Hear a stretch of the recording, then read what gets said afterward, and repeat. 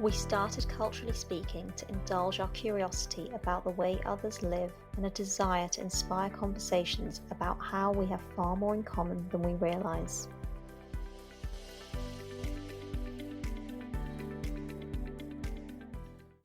Hey everyone, welcome back. So this is part 2 of our British immigration episode. If you haven't checked out part 1, go back and then listen to that. We've got some interesting stories, everything from the British citizenship test to all of the statistics that make up immigration in the UK currently. But I think I want to pick up where we left off last week. So I explained at the end of the episode how my family came to live in the UK. And I guess, Janice, I'm really interested to know how you came to be here and your family's story as well. So, as I mentioned in last week's episode, I was born and raised in Hong Kong, and I'll give a quick history lesson of what happened there. So, and I don't want to get pulled into any political discussions. This is just the version that I learned at school. So essentially, wartime, colonial time, etc., Hong Kong was leased to the UK government for 99 years. And that period ended in 1997. So interestingly, my parents told me that when they were growing up, radio stations weren't on throughout the night before. Yeah, they stopped at midnight, I think. And they would always play God Save the Queen. Mm-hmm. Also on the TV channel, again, TV wasn't around the clock before. Before they switched off transmission, they would have the picture of the Queen and the God Save the Queen would play. And they also had free milk, until Thatcher took it away. So there's a lot of elements which are very British, actually, the way they grew up. But obviously it being it's called a special administrative region. Mm-hmm. So the full name is actually Hong Kong SAR. They had a very different experience to what I had, because needless to say, there was oppression, there was racism, there was, the white majority being on your land, and, glass ceilings within corporate careers. They had all of that. And actually the really ugly side of this had things like, signs saying no dogs or Chinese allowed, outside parks, shops. And so they experienced a very different side to it, where when I grew up, I went to an English speaking school, and I would say I basically grew up in the heydays of that period where all of that animosity and ugliness had gone and everybody was actually happy, and it was a very international community. So I think that's why different generations will have very different memories and feelings towards this. Now, when the handover was approaching, actually a lot of people were very afraid, because without really a big understanding of what China was at the time, because China hadn't really opened up that much by then, there was that classic 80s fear of the communists, so and I think it's kind of understandable, because when the handover happened, there wasn't a very like in our line of work, there's a clearly documented handover with specific details of etc. There was some formality around it. I remember there was a big parade and the official mm-hmm. ceremony, and of course the overarching agreement was that for 50 years everything would stay the same. Okay. Because we had our own legal system, we have our own currency, which is different to the British one. Actually, the Hong Kong dollar is different.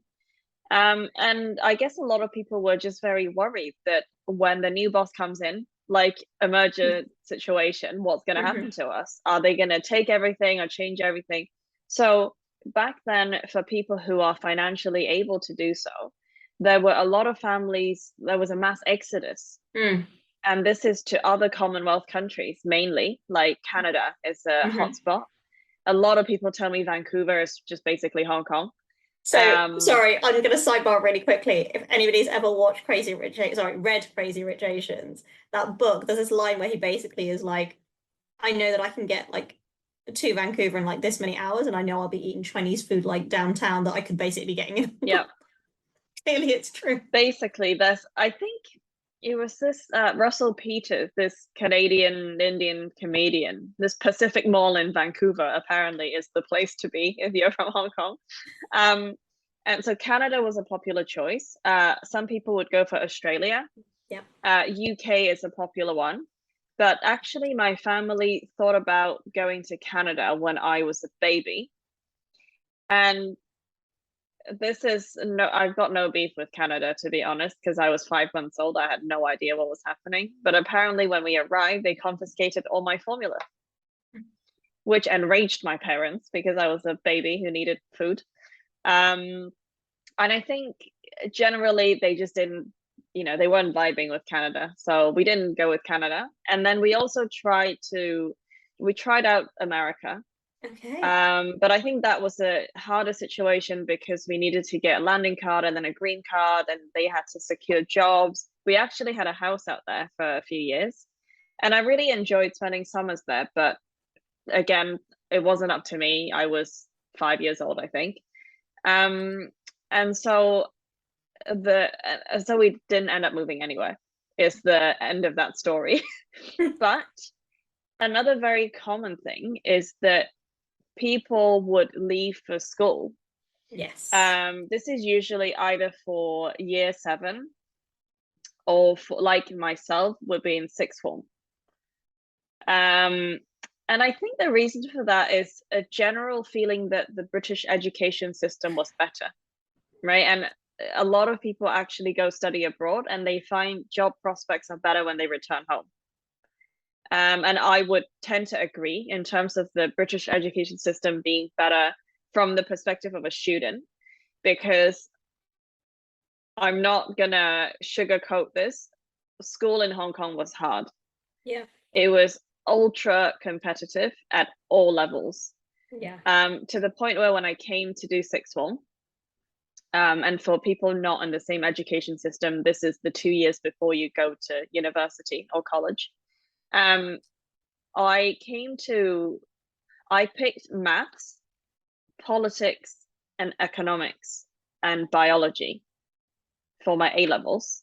And typically, I think people do 3, right? That's normal. Like that's the minimum. Well, I think you and I are probably in a different scenario in that we mostly did 4 or 5 or. So I did 6. Yeah. Just to and I didn't think it was weird. No. I just thought max out my chances of getting A's. Why not?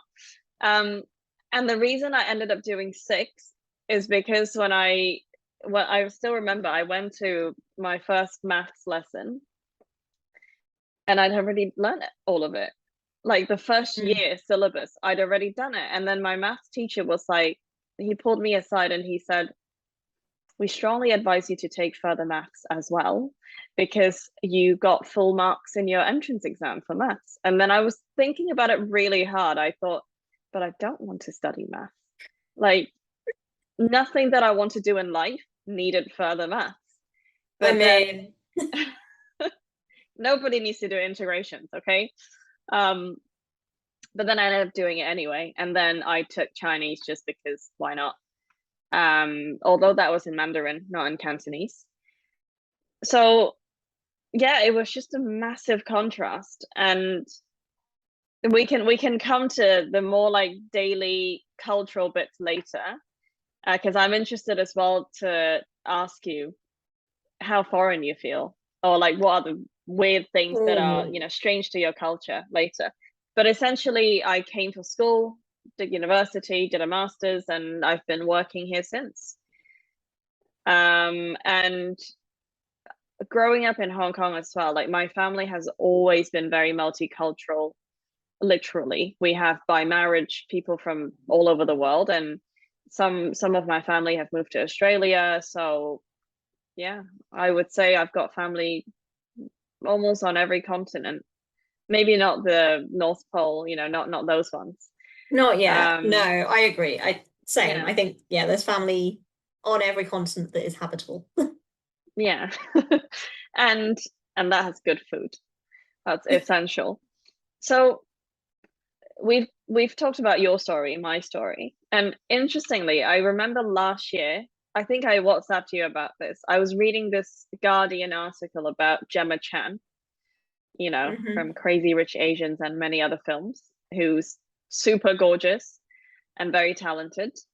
She talked about, I think, was it her father? I believe it was. Yeah, I think that was the naval service, wasn't it? Yeah.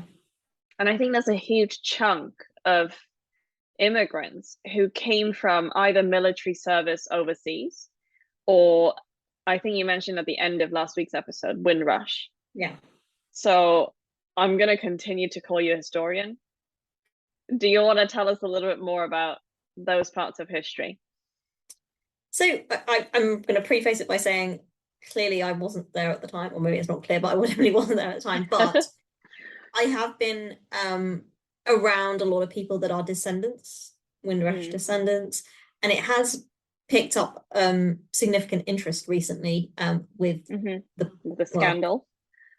Yes, and again, we're not going to get political, but the implications of that. So I think I said to you last year, not last year, actually more than about probably 2.5 years ago now, I went to see a great play called Small Island at the National Theatre, and it's come back as a run actually, and I highly recommend, if you are able to, please do go and see it. It's very, very moving, and this I went with, and I'm sure they wouldn't mind me saying it, two very good friends of mine who are Nigerian, born and raised in London, but Nigerian by background. And so we were sitting together, so me, myself, these two friends, and there was a lady sitting in front of us, a white British lady, and she was so visibly moved by this play. She turned around and said, she goes, I just feel so bad about what we did. But she said it very specifically to us, and it got us thinking, because that's not an interaction that I don't think our parents certainly would never have had. That reaction from this lady was, certainly in her 50s, possibly older, but she felt compelled to say it to us. And I don't know whether that was the backdrop against BLM and the Windrush scandal, but it was very interesting, the reaction. But coming back to sort of the history, we touched on it, that Britain had, famously the empire in which the sun never set. And in a post-war world where Britain was devastated, economically it was crippled, it needed rebuilding from all of the sustained bombing in the 40s, there was just a huge need for labor, for particularly in certain industries, bus driving, healthcare, construction, trades, where there was a huge shortage of skills in domestic world. So they opened up opportunities to former colonies, and a lot of what they call sort of the Windies, are obviously the West Indies and the Caribbean, for people to move over. However, you mentioned about your family and some of the signs they saw. So here, famously, a lot of the signage would say, no blacks, no Irish, no dogs. That's awful, isn't it? Yeah. Who thought of them? And the experience of the people that came here, it's very hard for you and I to imagine, because whilst and we'll talk about it, well, actually, I'll ask you, what racial discrimination, if any, have you ever experienced here? Or anywhere abroad, if you've experienced it abroad? Do you know what? I feel like I will caveat this segment just because I think I don't really take these things to heart much. So some people might be a little bit more sensitive, isn't the right word, but I think I'm just quite thick-skinned with these things. But I remember, even when I was at boarding school in town, it's a regular thing that people would be like, "Oh, konnichiwa" at me, which for people who understand Japanese, that's Japanese, not Chinese. And And when I was at uni, I'm not going to say where, but it was a pretty white place essentially, and already being university town, there's animosity between townsfolk and university people. And basically one day, broad daylight, I came out of my house, went down the road, walked past a pub, and this is broad daylight, mind you, there were two British guys, I guess maybe older, maybe middle-aged, who were standing outside the pub, and they just, kind of, I stepped left, they would step left, I stepped right, they would step right, just to not let me get through. And then they basically started speaking pretend Chinese at me. Me being me, I think you could have guessed my reaction. I told them to, go away in a less polite way, and I went on my way. And then halfway down the high street, I thought about it, and I thought, I'm going to call the police.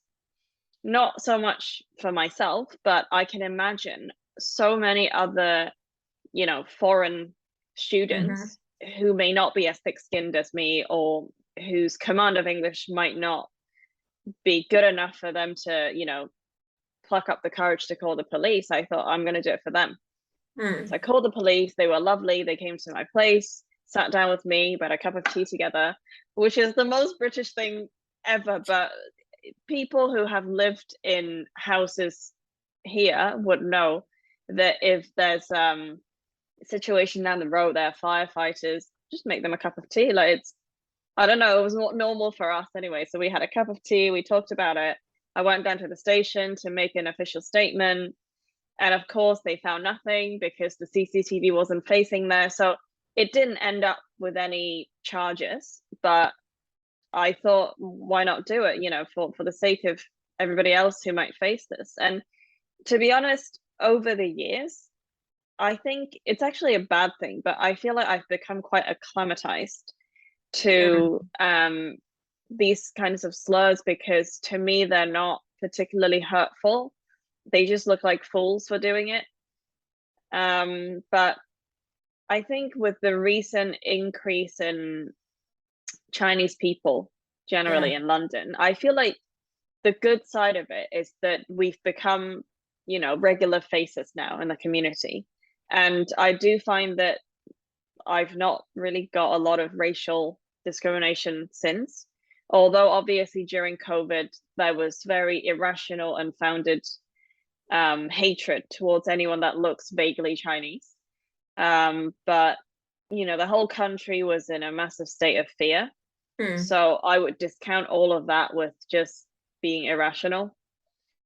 Yeah. And how about you? Because you're kind of native, actually. Native, but not, right? Because we always talk about the voice doesn't match the face. Yes. So I think my experiences have been around, do you know people, you said people say konnichiwa, so like people would confuse me for another kind of ethnicity. And there are quite derogatory words. And so I think that's been my experience of just being called that. Oh, okay, I know what you mean now. And that, again, I think I'm quite desensitized to that, because it's somebody's ignorance to not understand, care, or want to differentiate. And I think, just to add to that, I think even though Hong Kong is, or was and is, a very global community, I think different cultures just have a different bar as to what constitutes being rude. Yeah. So historically, there's always slang terms. And I'm going to say this because I'm one of them, so I think I'm allowed to say it, although I hate the word, chinks as a term, yeah? It's absolutely terrible. But if you think back to First World Wars, nobody would find it a problem. So I think there is, I'm not condoning any racist behavior, but I think for older generations, there is some adjustment that maybe would never be made, because in their minds, it was okay for them. Yeah, I mean, I think sometimes, though, I do get frustrated with the need to be overly politically correct. So I feel like we're always straddling between, is this too rude, or are we being a bit too polite about everything? Yeah. Because I had someone at a diversity and inclusion session that I attended just ask me, so what do I call you? And then I'm like, my name, that. Well, names are very interesting things. As you know, it's incredibly difficult for people in this country to say neher. Oh my God, guys, you have no idea, in the years I've known Neha, how many variations I've heard. There is Niha, there is Nea, there is Neha, and it's actually very simple. But it's not, because four-letter word. It's not, because it clearly just doesn't roll off the tongue, because those two syllables are not ever put together in the English language. But people say my name wrong. Exactly. Explain that. Well, so where I always say this, and this podcast goes out kind of, well, to the wider public, and I'm sometimes that includes our colleagues, but I'll always say, if I can understand that you're trying to call my name, I will respond. But if it's so far out the realms of possibility, I just will not answer. Because what's the worst? Go on. What's the worst you've had? So I used to, this is a long time ago, I used to be an intern, and I used to take, or have to take calls and for prospective clients, and I constantly would get called Netta. Sorry. So it's nothing related to even like the right letters, and this is like after they've seen my email and we've exchanged a few correspondence. So I'm gonna call you that. There's people, so consistently people do misspell it, even though I'll send them an email first and it's in my signature and the email address. How can it be misspelled? My name. They'll always spell it back to me wrong, which I find hilarious. Yeah, there's lots and lots of variations, and as you say, I've become very thick-skinned to it over time. The worst one I've got is when people see my name and they say it's Joe. Joe. How is that a short form, unless there's something I don't know? I mean, I always call you J-Lo, but that is very tongue-in-cheek and an homage to J-Lo. I don't mind that, but I've had Janice. I love Janice, though. I mean, look, Janice, I think it's not the most modern name, but it's also in the English language, right? It's not even a foreign language. Janice sounds so bougie. Janice. And I've had French. And I've had Janice, definitely. I've had Jancy. Do you remember when I told you? So Jancy is an Indian name, which I find that I don't know how you. Indian. I know, but I don't know how you get from Janice to Jancy. And Jan. Oh, Jan is the worst. No one has ever allowed me to call me that. It's just the absolute worst. Because I'm not some American mom in the 70s. So yeah, again, I mean, coming back to our conversation of racial. So we were talking about Windrush. So maybe just give us a one-liner of what the scandal was about. So the British government tried to deport people that had been living here for over 50, 60 years, just because they claimed they didn't have the right documentation to be residing in the UK, which was outrage, if you can imagine. So talking about names and all of that, and both of us having had our names mispronounced, do you ever feel foreign?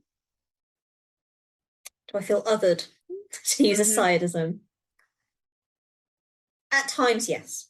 And I'll say, I went to schools where I really was a minority. And so people look to you and expect you to have, the encyclopedia on what it means to be brown, and it's like, well, or if they know one other person from that same country, they assume you know them. Exactly. That's the best. And it's like, India's a land of 1 billion people. Yeah. You know? So yes, I think that said, I do identify as being British. Interesting. I think I've got split personality when it comes to my identity, because I am very proudly Hong Kong, you know, like I love the fact that I grew up there, and there's many things about Hong Kong that I love, but in terms of like the legality of it, it does say British on my passport, although I am also a citizen in Hong Kong. And I think I actually quite like having the mix. I think it's quite nice to be able to pick the best from both sides. But of course I feel, okay, take that back. I shouldn't say of course I feel foreign, but I think when you live in a country that is made like majority white, of course you know you look different. Yeah. I think compared to some of my peers, if it's on the phone, people sometimes wouldn't guess that I was Chinese. And I think I have that advantage of having integrated both of my cultures quite well. And there's nothing wrong, by the way, with having an accent. I think it's quite charming, actually, to have your own accent. But also because I grew up in quite a British, you know, a very Hong Kong version of British culture, things aren't that alien to me. Apart from, I will mention this again, Mr. Blobby. I did not grow up with Mr. Blobby, and it's just gross. Why does it gross you out so I don't much? know. He looks horrible, and I don't understand why that could be a children's entertainment thing. No, it's horrible. But you know, sometimes I talk to my colleagues about foods we ate as children. Like, of course, those things would bring out the fact that I, in fact, did not grow up here, but I never tried to hide that. But yeah, I think sometimes I feel othered when I'm in Hong Kong. So I was about to ask this because so you know, go back to Hong Kong and it is the place of your birth. When people say to me like, oh, do you know what you say to oh, go back to where you came from? It's like, well, yeah, I feel completely othered in India. So that like we have a status for people that are like me, which is so, and it's not a particularly like, I wouldn't say people use it fondly, put it that way, like it's got its own connotation. So the status is being an NRI. So it's a non-resident Indian. And I'm like, I never feel more othered than when I'm in India as a British born Indian, because there I don't assimilate very well. Yeah, because of course Hong Kong is forever my hometown, and there's something you can just sink back into. Yeah, whereas there is nothing for me to sink back into in India, because it is all foreign to me. In Hong Kong, there's a term for people like me who've lived abroad. Yeah.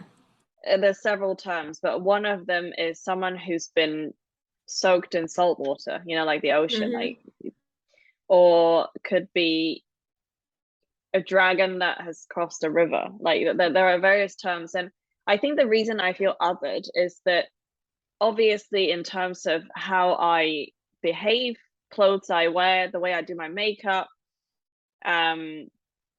interestingly, my hair texture has changed. Must be the water, but I think a lot of these things people might not even be able to put their finger on it, but it's a gut feeling thing that you're not really local. That's the thing. It doesn't matter what it doesn't matter if I don't say anything. Yeah, they just know. They just know by looking at me.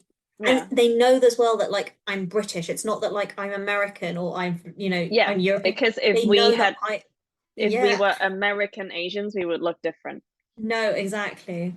Yeah. And so sometimes when I go to Hong Kong, like in the summer when I traveled there, when I was going through immigration customs, doing PCR tests and everything, every station people tried to speak to me in English.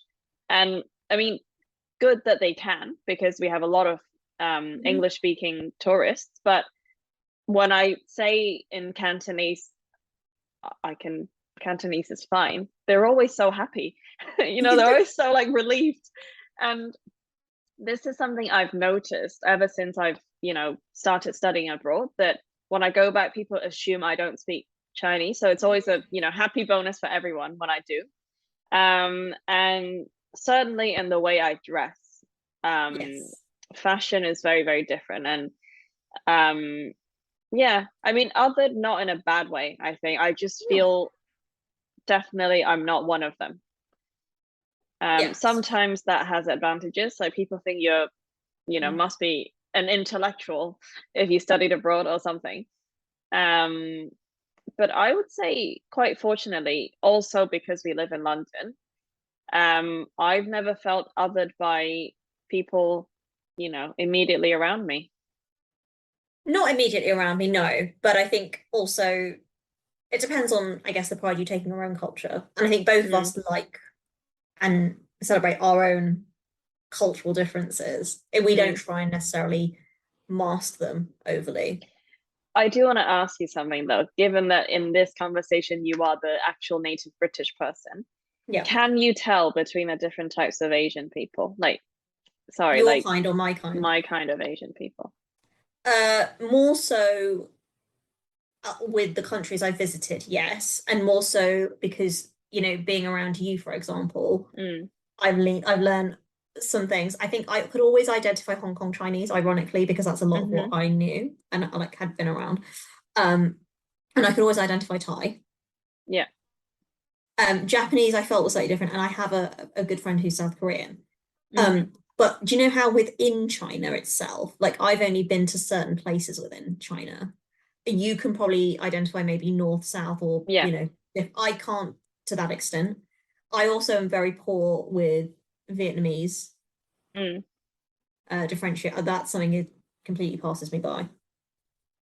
So it's hit and miss, and it's very much based on what I've known from the places I've traveled to, because when you spend time there, then you understand a little bit more about some of those intricacies, like you say, dress and hair and makeup. Because with women in particular. Exactly. And I think that's the thing with, because India is such a vast country with so many cultures, and I've never been to India, I don't think I can point it out. I think I can notice the specific characteristics that certain, like I would have seen maybe 5 Indian people who share certain physical attributes.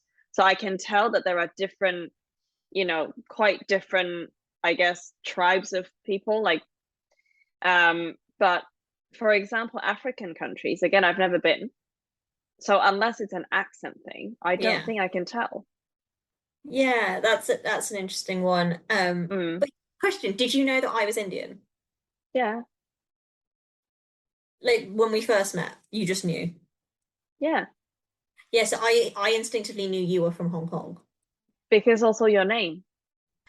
Yeah, but what I mean is you didn't think, oh, like she could be, and it's a bad example, but like anywhere in the Indian subcontinent, like I could have been Sri Lankan, I could have been Pakistani, I could have been Indian. Sri Lankans have a different skin tone. So that's what I'm saying. There is you did no differentiation. Yeah, but with Europeans, I think some of them, like I think if you're talking continental Europe versus Eastern Europe, I think the difference is quite big. But the other day, someone asked me if I could differentiate between a Dutch person or a German person, and actually, that's not until they spoke. Yeah, because when you then go to, obviously, like Scandinavians have a look, and they are just all gorgeous and gods and goddesses. I go to Scandinavia a fair amount, right? But between, say, the Danish and the Swedes, I struggle. Yeah. I don't know until somebody speaks. Yeah, and I guess the last big question I'd like us to talk about is, given that it is multicultural, do you think multiculturalism works? Because, here we've got, I think UK encapsulates so many actual traditions. So whenever it's like Diwali, holy. Like people actually celebrate. My neck of the woods, fireworks constantly from Diwali to Guy Fawkes. Yeah. Literally every single night. And then you've got the Notting Hill Carnival. Yeah. So you've got pretty strong representations, I think. And Chinatown is it's Like, madness at Chinese New Year. I think you asked, does it work? And it goes back to what I said right at the beginning of part 1 of this episode, was this country and its tolerance and ability for people to celebrate and embrace aspects of their culture, provided that they are in keeping with, you know, the morals of the British way of life. I think it does work, because ultimately, and it comes back to this thing about humanity, right? I believe wherever people are from in the world, whatever their belief systems are, whatever their cultures are, there are just core principles that we all abide by, and it's not it's more difficult to find difference than it is find commonality. And so that's why I think it does work. And I've seen it work very, very well here. But I think also we're biased. You know, I've lived my whole life in the UK, and this is the model I know, and I've seen work. Yeah, I think I read that, you know, basically in the 60s, 70s, this was a pretty proactive project, right, that the UK government took upon.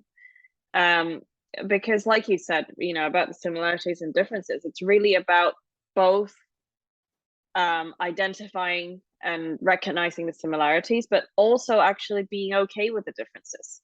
Yes. Because if you only focus on the former, then you're othering, right, other people. And yeah, I mean, I would say, of course, there's racism. There's racism in every country, every corner of the world.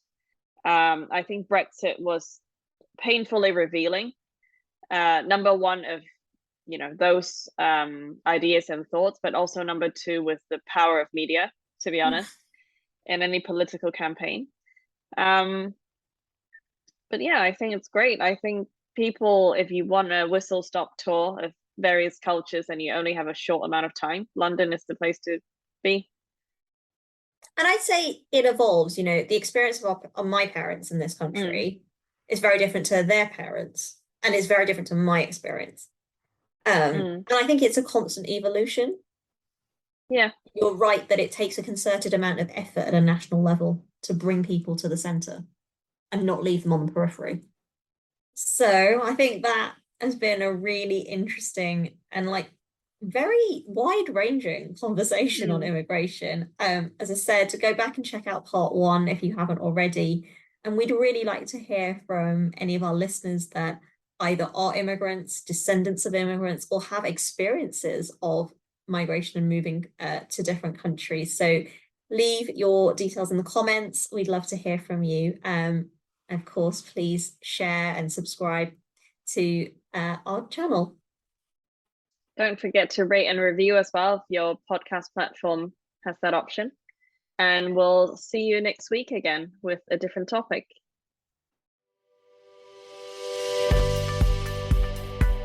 Subscribe, rate and review on your favourite podcast platform, and follow us on Instagram at Culturally Speaking Podcast. You can also check out our website, culturallyspeaking.co.uk, for a transcript of this episode.